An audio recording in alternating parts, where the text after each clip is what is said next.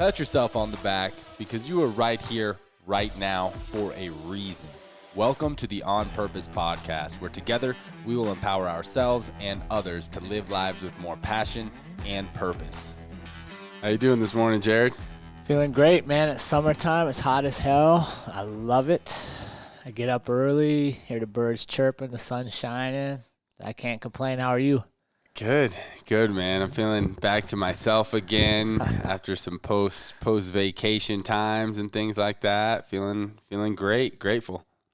I love it. It's this episode will be fun. I'm excited to get into the topic we've got for today. And before we do, though, how did you feel with reviewing Are Your Truths True and reflecting on that? I feel good, man. I feel like that episode, Are Your Truths True, something that's going to stick with me here for several weeks of really challenging some ideas, really challenging things, constructs that I've created in my reality of believing this is true, this is the way to live, and really challenging some of those truths that I have been holding for a long time. Yeah, for me, it's kind of a season I think we're going through. Just as society is wondering if anything's true anymore or doubting everything.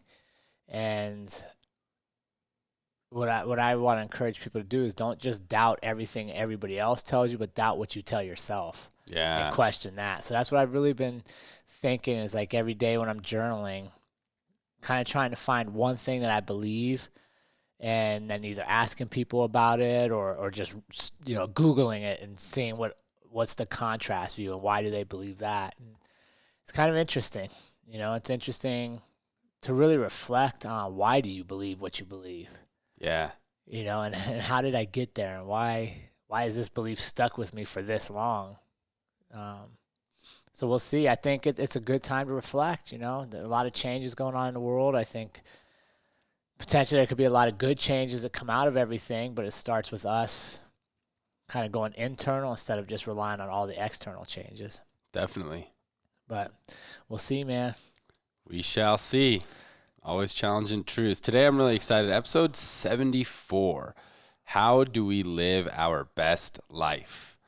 And I think that's something, especially today, we're wondering really what's the best way to live, especially when we're being told to do so many things. Actually, Courtney, my girlfriend, yesterday was stopped by a police officer here in Fort Collins, walking around Old Town, walking the dog. Dude, don't tell me. He said, hey, because of the new state mandate, you're required to wear a mask anytime you are outside of your own residence. Just wanted to give you a heads up. Yeah, that's like, so stupid. Are you kidding me? So, why are you going to start my episode with that story? Why are you going to start me on that? Well, letting you know that it ties right into this is how do we live our best life, not only now, but always. However, especially now, because I'll tell you with a lot of this quarantine stuff, with this mask stuff, a lot of people are having a hard time with not being able to see each other on a regular basis, have these events that we're used to, networking, a lot of these things. So I think it's a perfect time for us to discuss this. But I think to discuss it, we also have to acknowledge what is a best life. And I think that's truly what's being challenged right now. Mm-hmm. Right? Okay. Because just like what you just said, they're missing what? They're missing being able to see people. They're missing their freedoms. Mm-hmm. They're missing concerts. They're missing group activities. Mm-hmm. What are we not missing? We're not missing buying another car. We're not missing buying more shit that's hanging in our closet. Right? And I think this is a great time to examine what is your best life. So let's talk about that for a second. Or is it the people? Let's talk about that for a second. What do you think your best life looks like, or best life is? I think it's transitioned. It's transitioned. And Missy, she listens to the podcast every week, and I'm so thankful I get to go up to her property in Wyoming and disconnect. And right now, quite honestly, with all the noise and all just the chaos that goes on, my best life is when I'm up at her property just sitting and reflecting, and it's nothing but me and nature and some people that I love and peace. But that's come over time. You know, if you'd asked me in my 20s, back when I was your age, what was my best life? My best life was achieving, earning, providing, gathering, you know, the nice house, the nice car, right? That was my best life because, quite honestly, that's what I thought was supposed to be the best life, right? That's what my competition was doing. That's what everybody was angling for. As I've gotten older and we've gone through this experience with the quarantine and the mask and the not able to really connect with other humans because the fear, the mask, all that bullshit, I've realized that my best life is simple. It's peaceful. It's kind of like we talked about in the truth. When I go out to nature now, I find more truth in nature than I do being surrounded by all these artificial rules. And, you know, Courtney walking her dog should be a peaceful time, right? It's her and her dog's time to let him sniff, let him pee on stuff, like just enjoy that moment. But instead, they're told they have to be in a mask, even though there's nobody else around them. Yeah, so dumb to me. So for me, my best life is being around people I love and being in a place that we can do it peacefully. Love it. Love it. Yeah, and the best life is going to be different for everyone, right? Like you said, it can be... And it can be multiple things for you. Mm-hmm. Right? And I think that's where sometimes, sorry to interrupt you, I just realized I interrupted you. No, you're good. That's why I think sometimes people get stuck. As they age, they get experiences, they move on in their maturity, but they're fixated on their best life was senior year of high school. Yeah, and that's... You know what I mean? I have an experience that I want to talk a little bit about today that I think it. is exactly similar to that, is me kind of believing that in moments that maybe my best life is something that I thought it used to be, and I'm kind of growing out of that. So I want to get to that here in a little bit, but before that, I want to touch on that. That's exactly right. Like, my best life is not going to look like your best life or the next person's. It's going to be different for everyone. But I think what everyone can most likely agree to is that it's a life of balance, right? Like you've said in other episodes, things are seasonal. There may be times in our life where we're really feeling that need to be with people, to be around people that we love. Events like Thanksgiving, family gatherings, all that stuff. There may be times in our life, seasonal times, where we really need that space. We really need that alone time. So life calls for many different types of moments, but I think that recently I've discovered that my best life is gonna need a lot of balance, and for me, that my true happiness, and I think for a lot of us, is progress, is learning, is growing, to where if I'm not progressing or learning in a certain aspect of my life, then I find myself kind of getting depressed, kind of getting down. There's only so much sitting on your ass, laying around, even sitting on the beach. Like, I was just at Cancun. And don't get me wrong, it was great. It was awesome to spend a couple of days on all-inclusive resort, drink as whatever I want, as much as I want, eat whatever I want, as much as I want. But there comes a point to where I start kind of getting this anxiety and this bad feeling of I'm not progressing at anything. Yeah. So progress, I believe Tony Robbins says progress is happiness, and I'm a big believer in that. Yeah, and I agree. I think we're very similar in that. And I would even take it a step further, and my wife can definitely tell you guys about this. If I am not learning, if I don't feel challenged in some area, I'm actually destructive to myself. Yep. I will actually do things to my own detriment out of, like, not, I don't want to say boredom, but just the depression that sets in, the fact that I don't feel purpose because I'm not learning anything. Oh, man, that's so good. I'm so glad you used the word destructive, because what I want to share here about a recent experience is exactly that. So that makes me feel a little bit better and more confident sharing this experience that I recently had. Dude, trust me. So, like, vacation, like, it drives Andrea nuts. We'll go, we had a property at Myrtle Beach for years, and we'd go there to visit.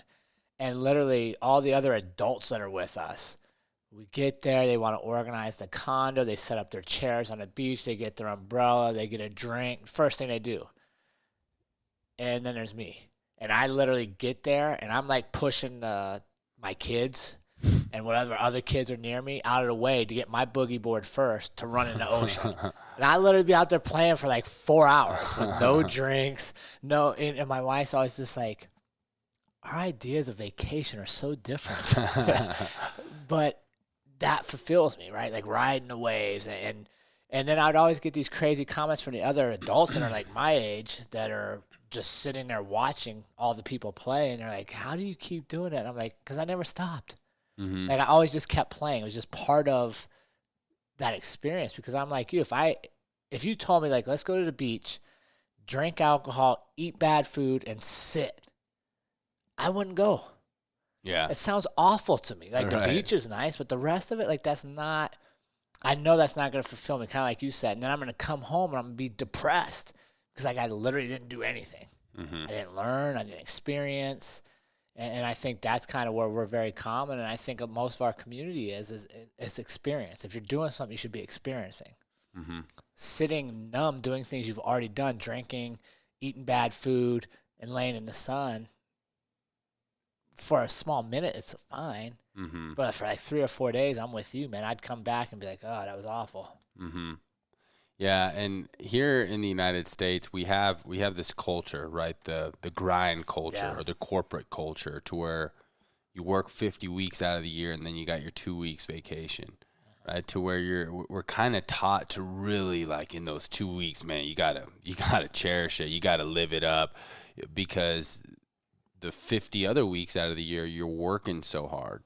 So I think that we've kind of created this culture and mindset that, you know, you're working so long, so when you're vacationing, you really gotta pedal to the metal and take it to the max, and that's exactly what I did this recent time in Cancun. But at the same time, a lot of us are taught to live a certain way. For me, you know, I grew up with Catholicism and Islam in the household, and really the path of a devout Muslim, especially the praying the 5 times a day, the no drinking, the just everything that comes with being in Islam, especially growing up in the American culture, to me that didn't seem like the path that I want to live for so long, right? Of like, man, like I like drinking and having a good time, you know. I don't understand why like this praying 5 times a day, but that was kind of how I was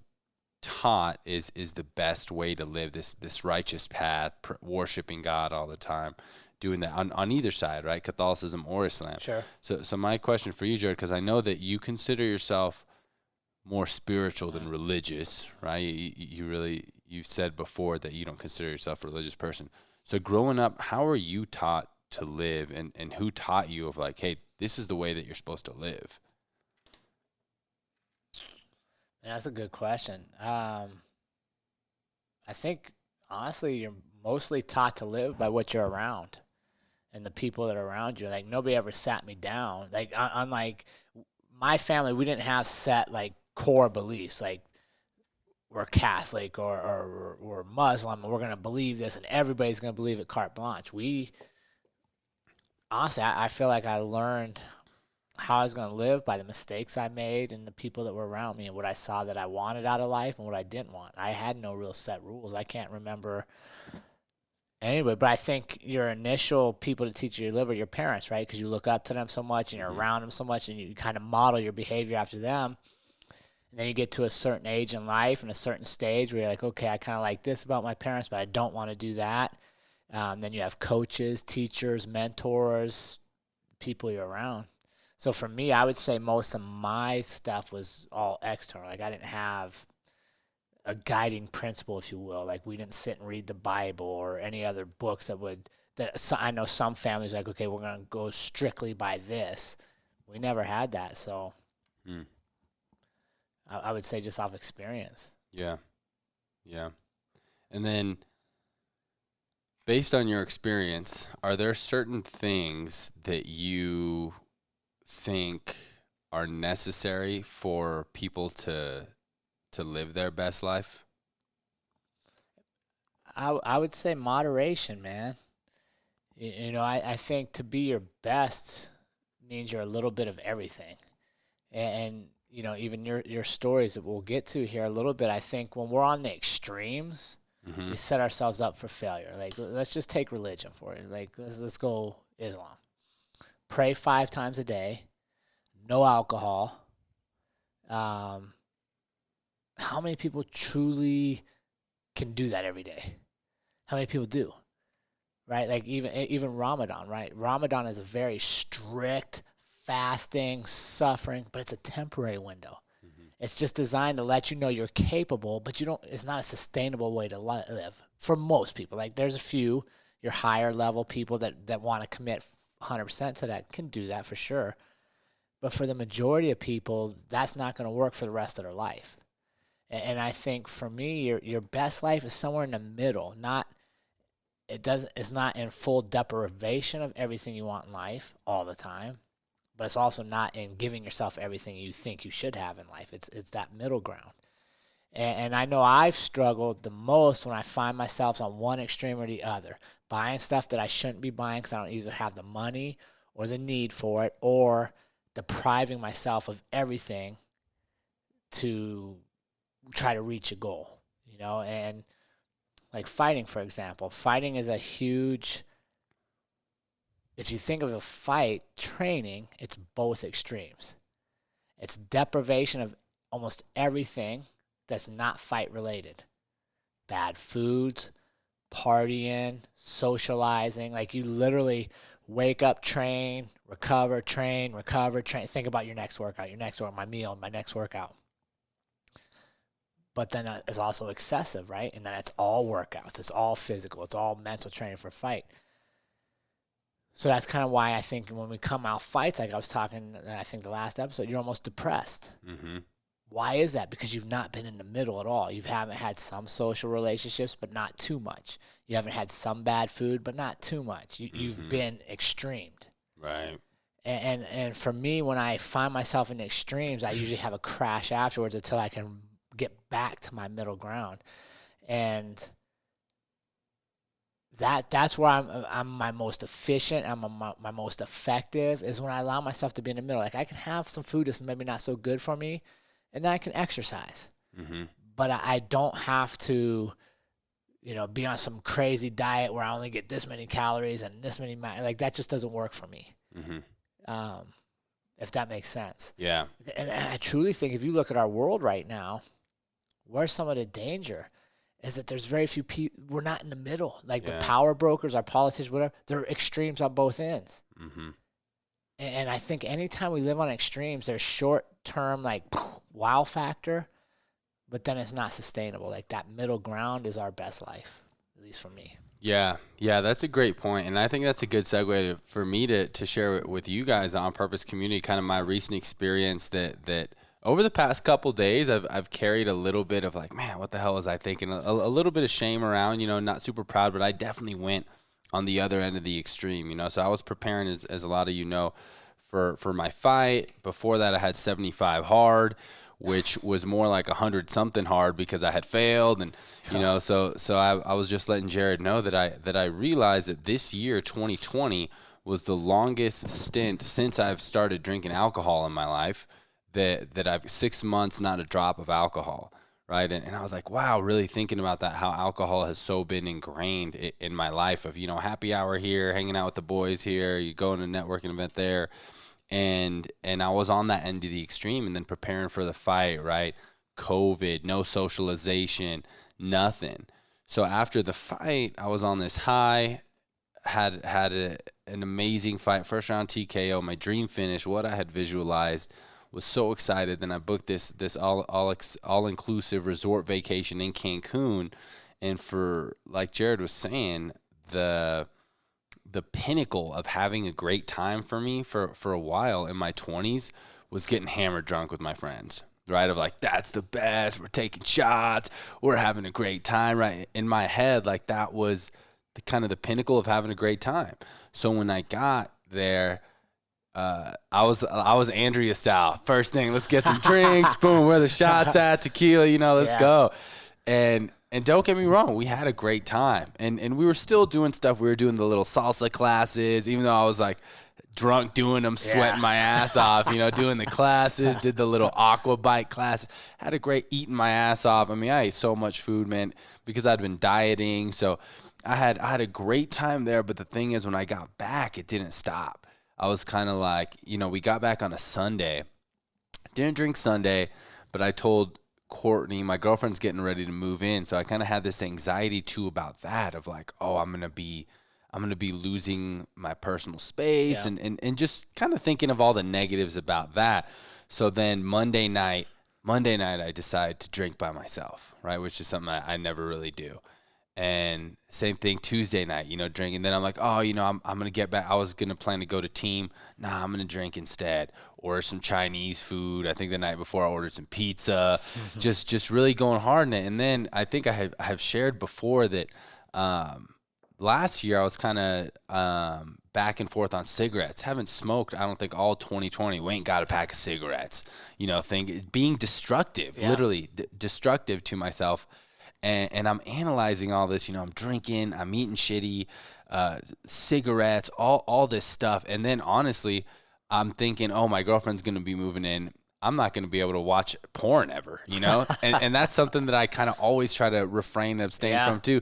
Start watching some porn, just having like this low vibrational activity. Yeah. All of these things that are not things that I really indulge in often in my life, that I'm just like going all in. And then after it, I find myself in this kind of state of just, really being down. And it took finally coming, going to a practice, hitting a run, changing up my diet, eating well again, to where I started to feel good again. But it was funny. It was kind of like I was chasing these feelings of pleasure, of feeling good, after I had worked so hard to do this. And then I just went on the other end of the extreme for a few days, for about a week, honestly, because of the Cancun, and then come back in a few days that week. So it was really interesting to analyze. And what I learned from the experience is that, again, kind of going back to progress being happiness, and then that disciplined lifestyle is truly what keeps me feeling good, and that feeling of well-being every day. And again, like you said, that moderation. Mm-hmm. So that was kind of something I wanted to share, because it was interesting just how, I had been on this really disciplined path, and so much good came out of that. But then as soon as I allowed myself, I took a little overboard on the indulging, and then was quickly able to see, like, this sucks. Like, I do not like how I'm feeling right now. Yeah, and I think that's not uncommon, but I think what happens to a lot of people is they don't recognize it. And then it becomes a pattern, right? And the best analogy or experience I have with that is the person that goes on a very strict diet and loses a ton of weight.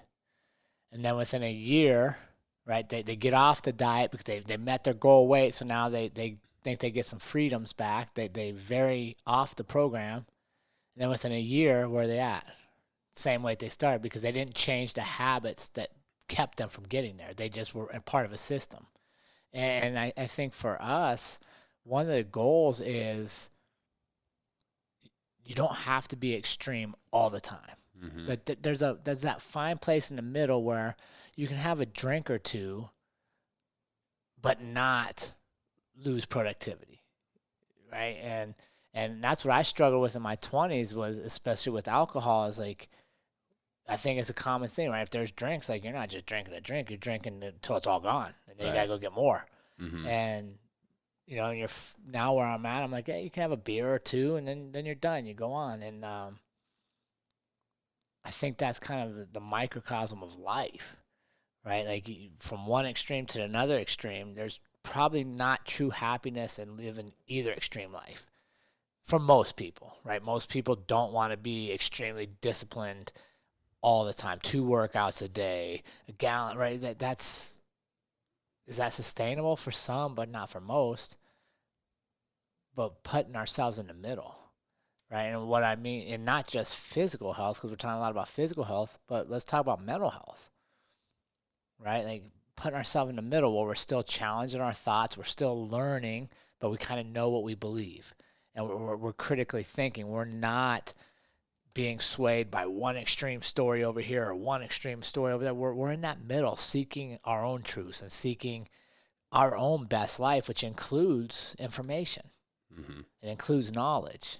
And, being around you as much as I am, the one thing I know is if you're not learning, you're definitely not happy. Like almost every day I see you, you tell me about some, like what were you talking about before the show today? Some guy that talks to his water and loves his water. And like when you tell that story, you're like, you're full of life. Uh-huh. But if I come in here and you haven't learned anything in a couple of days, or you've just been doing emails for the business, it's a completely different energy. Mm. You know what I mean? And I think that's what's cool about being around people, and what we get back to with our best life is when we're around people, we actually embrace people. We learn from people. We can sense, Lee hasn't learned anything in a couple of days. He's a little more melancholy, a little quieter.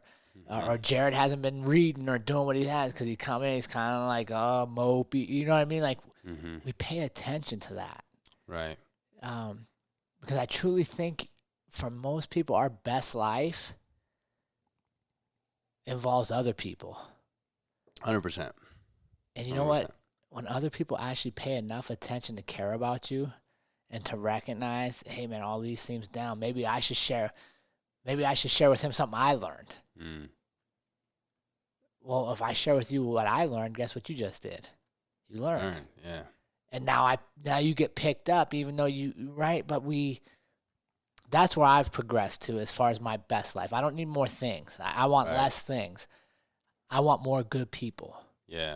And I want people like you that care about me. And when I come in, you're paying attention, like, oh man, this is off, or oh, it feels good here. That truly to me is when we can all live our best life. Yeah. Yeah, 100%. I've said it before and I'll say it again.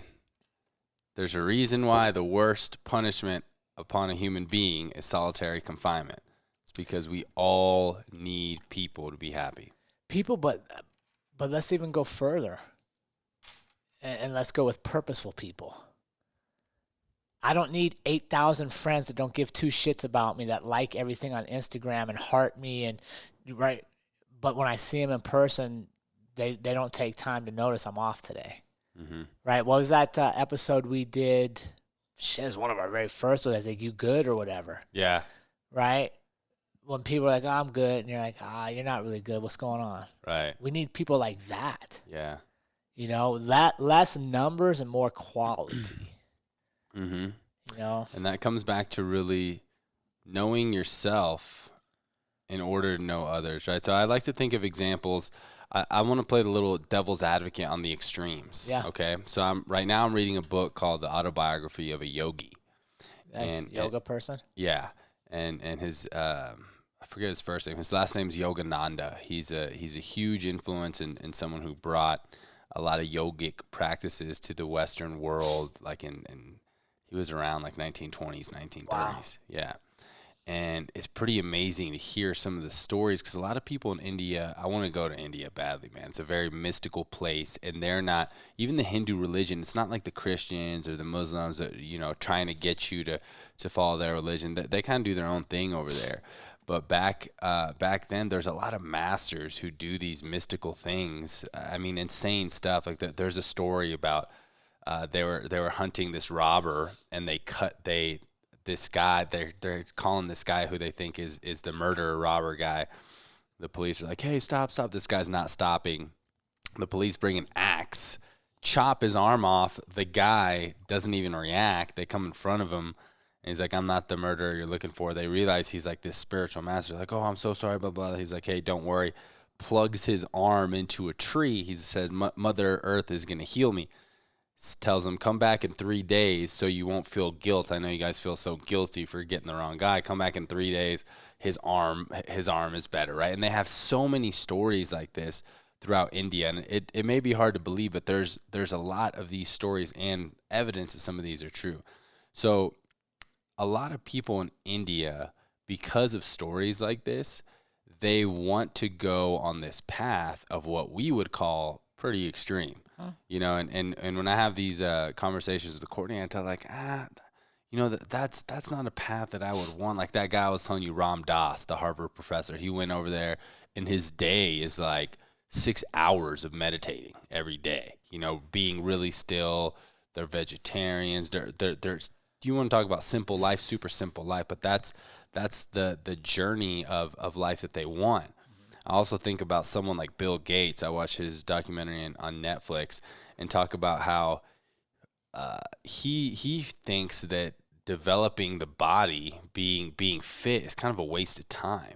He looks at it like we're in this meat suit, but 25% of everything is in the brain. So he's always developing his mind.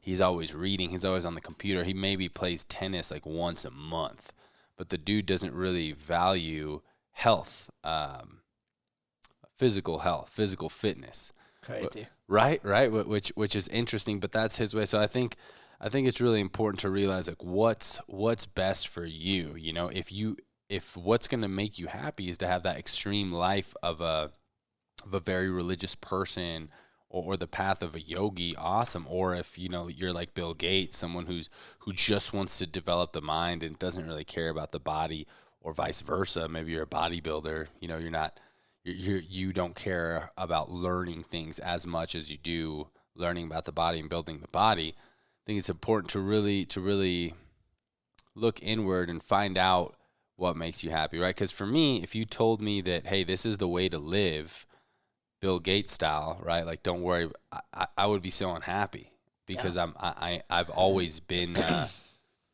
very connected to my physical body, right? And have always really enjoyed using it and being physically strong and things like this. But I think you just said it best, man. Nobody can tell you what's the best way for you to live. Right. And I think that's where unhappiness comes from, is when we're trying to live according to what we think we're supposed to from everybody else. Mm-hmm. Right? The social media craze, the collection of things craze because your neighbor has it, you got to do one better. Your best life truly comes from within. And for me, being on extremes at either end or very short term, I can stay there for a while, but I'm not going to be super happy. When I'm in the middle, I'm much happier. I'm able to do the things I enjoy.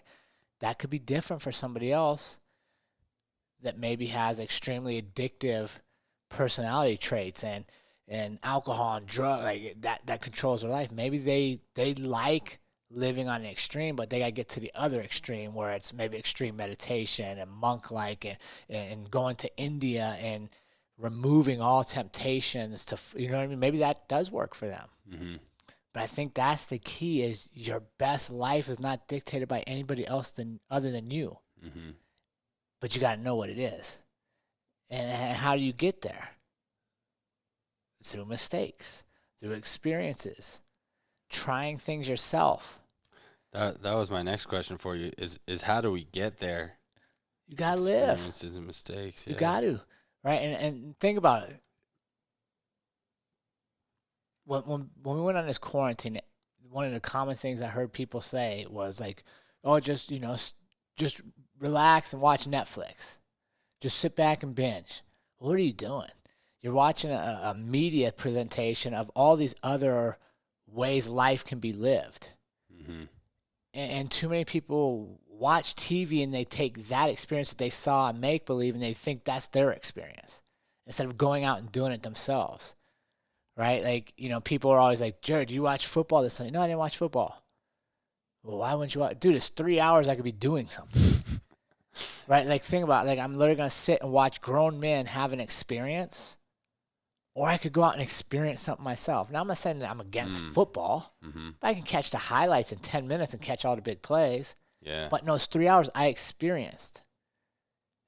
So that's, to me, where your best life is mistakes and experiences. Right. And too many people get caught up watching other people's best lives or perceived best lives, and then they get sad, they get depressed because their best life doesn't look like that.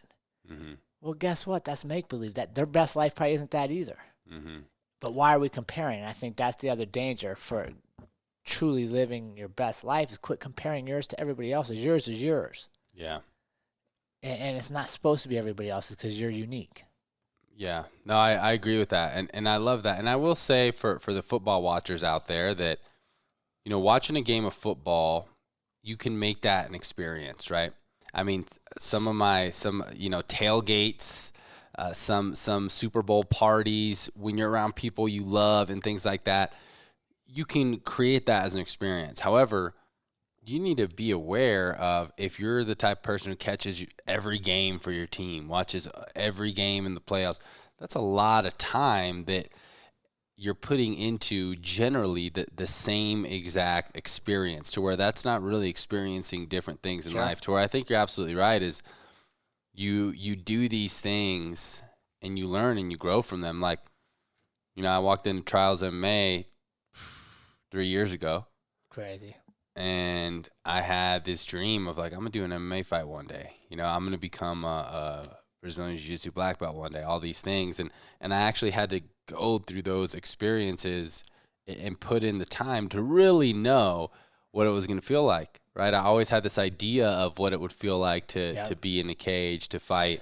But until I actually go through that, it's just an idea. So I think you're right, Jared. We find out how we live our best life while attempting to always live it, but being open-minded to experiences, not being afraid to make mistakes, talking about them when you do, and growing from them. Yeah, and I think it's not a passive activity. Life should not be passive. It's an active activity, right? That means we have to be going. We have to be trying. We have to be doing different things, surrounding ourselves with different people, learning things. That's always been my biggest fear, is that I quit learning and that I just plateau, and that I look back and I start telling stories about, well, when I was, this age, I was this person, instead of being like, yeah, when I was there, I did that and I learned from it. And now I'm better here. Like, we should always be making ourselves better. And the only way to make yourself better is to go internal, right? Not external, not depend on everybody else to make you better, but really know what it is you want. Like we talked about that with Otterbox. Mm-hmm. What is it you really want? Know that. Right. And then you can start to build upon it. And I just believe, man, our best days are still ahead of us if we choose them. Mm-hmm. But nobody's going to do it for you, right? Like, I can't possibly make you live your best life. I can support you. I can love you. I can tell you what you're capable of. I can do the things that, if you follow, will help you. But you got to take that step. And I think too many times we're a society of convenience and ease, and we want the magic diet pill. We want the magic no workout fitness plan. We want the knowledge of, a 10-minute video about a 5,000-page book instead of reading the book. Mm-hmm. You know what I mean? Like, your best life is in the process. Exactly. And it's crazy because a lot of the time we don't even realize that that's not going to make us happy. If we get that diet pill and get there, it's because you didn't earn it. It's all in the process. Exactly.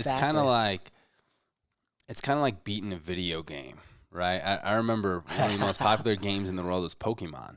Yeah. And they had the red version and the yellow version and all these different versions. And I remember as a kid, I always wanted to beat that game. And you can still play once you've gotten all 8 badges and you've beaten the Elite Four. You can still play, and your Pokemon are strong as fuck and can beat all the other Pokemon, and it's awesome. But then after you win everything, it's just, you don't really enjoy it anymore. Yeah. You enjoyed that process of leveling up, trying to beat that next gym, and I've always kind of used that analogy with life of, like, it was the most fun when you're leveling up, when you're going through that process. And then after you get there and you have the strongest Pokemon and you're the Elite Four champion and all this stuff, you're kind of just like, I'm done with this. No challenge. I don't really want to play it anymore. So I can imagine if someone gives you Pokemon and you have the cheat code to get there, you're not even going to enjoy the game. It's going to be a shitty game. You're not going to like it.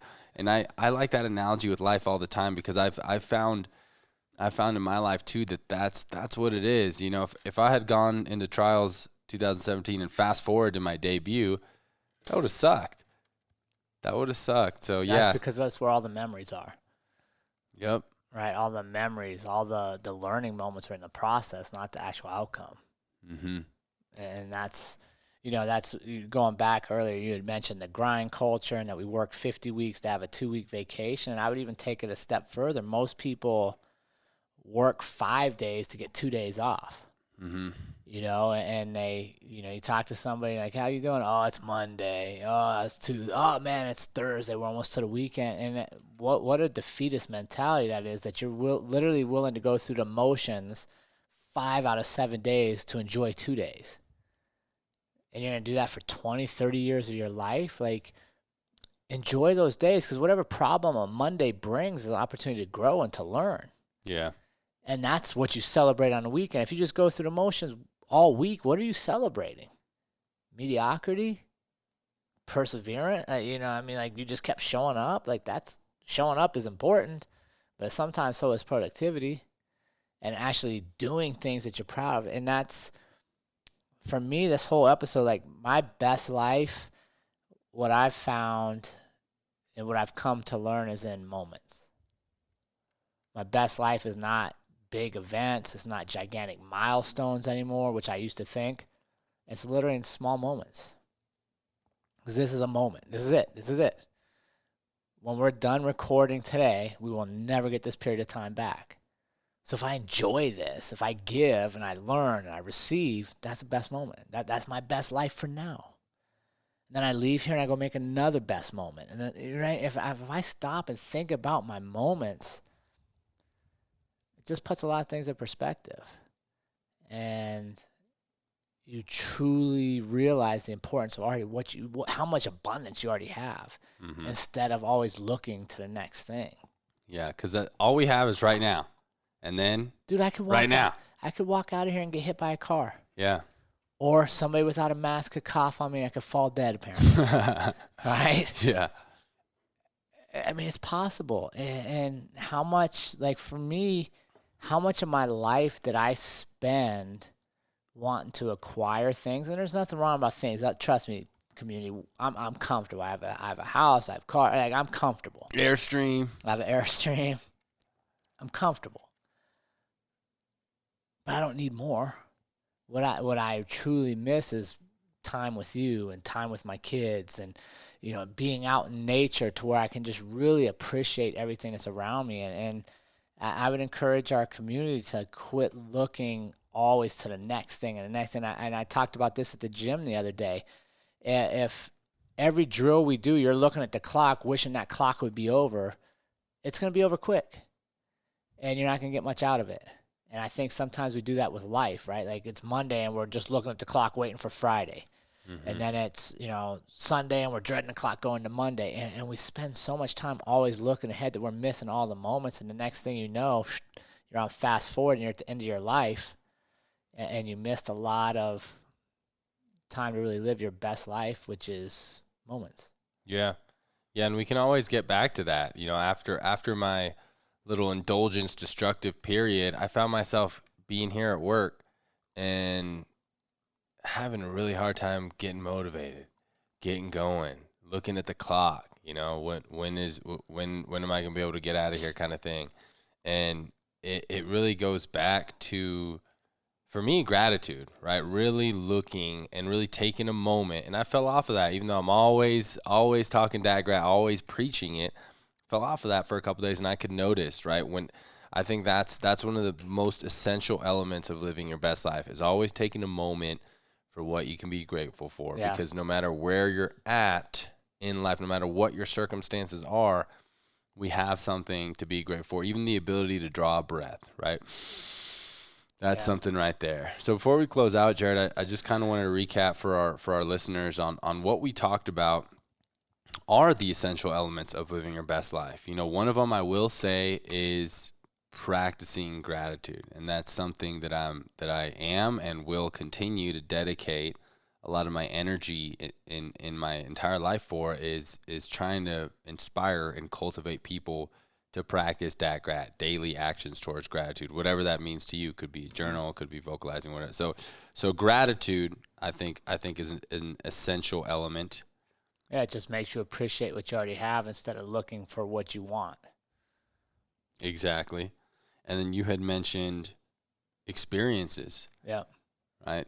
taking experiences, being open-minded to experience things, even if you're not sure that you're going to love it, trying new things. Experiences doesn't mean experience something you're good at. You can fail at something. You can not be good at something. That's still a good experience because you're going to learn something from it.